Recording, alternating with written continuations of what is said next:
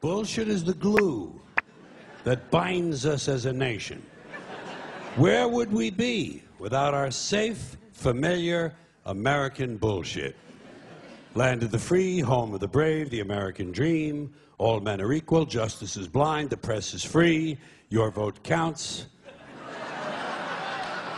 Business is honest, the good guys win, the police are on your side, God is watching you, your standard of living will never decline, and everything is gonna be just fine. The official national bullshit story. I call it the American okey doke.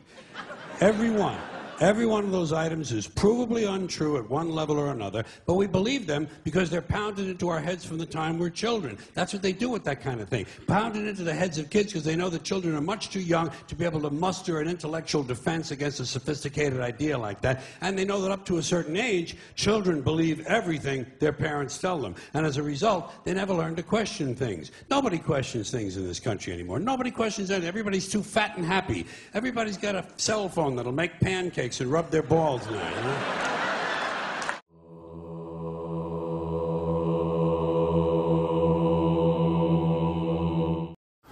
Welcome to the land of bullshit.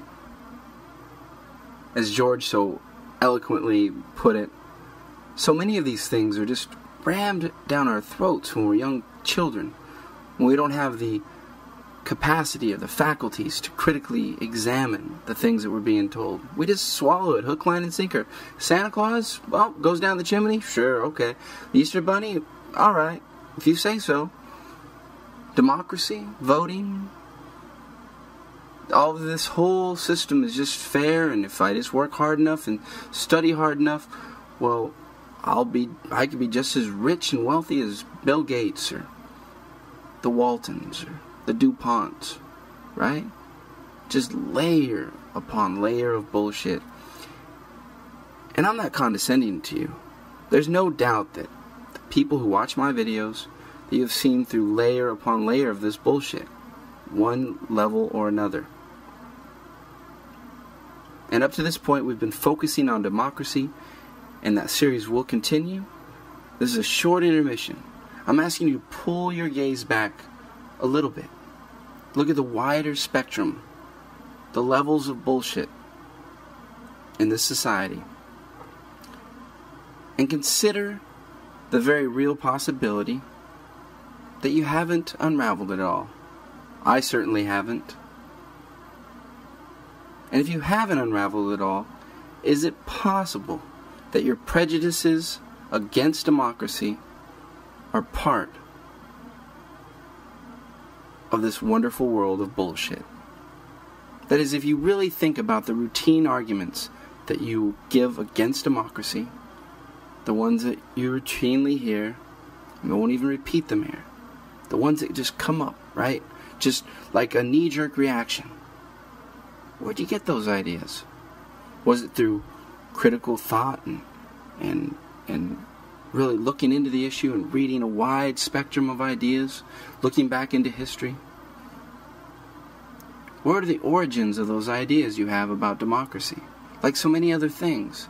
You see, one of the beauties of the bullshit campaign is you might not believe exactly what they wanted you to believe. But as you get older, when you start to try to critically think about these things, you have so much baggage. We have so much baggage. And it's hard to unravel it all, right? So many preconceived notions and assumptions, and it's not easy. This isn't about intelligence. I do not think I'm smarter than you. This is about opportunity. This is about privilege, not intelligence. If you think about any of the things that you've unraveled, it wasn't because you're smarter. Say you unraveled the idea that there's a God, and you realize, well, that was a bunch of bullshit. It's not because you're smarter than the people that believe in God. It's because you've taken the time, you've had the opportunity, you've had the privilege to really think about these things in a critical way.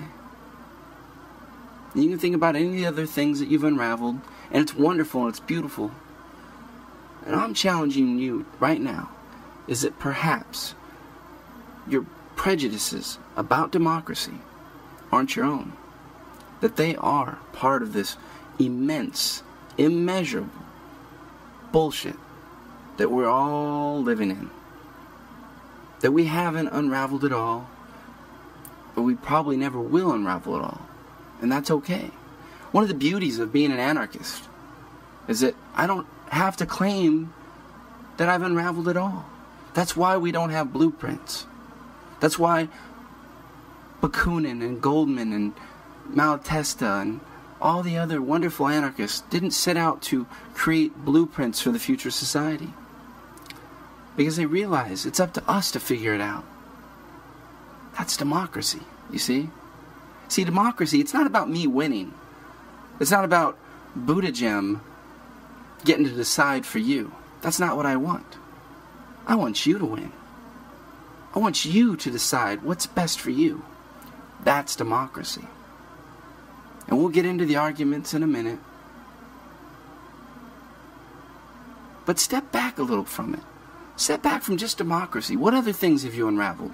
What other levels of bullshit have you unearthed in this society that were taught to you just as factual as gravity, or that the sky is blue, just as authoritatively by people who claim to know?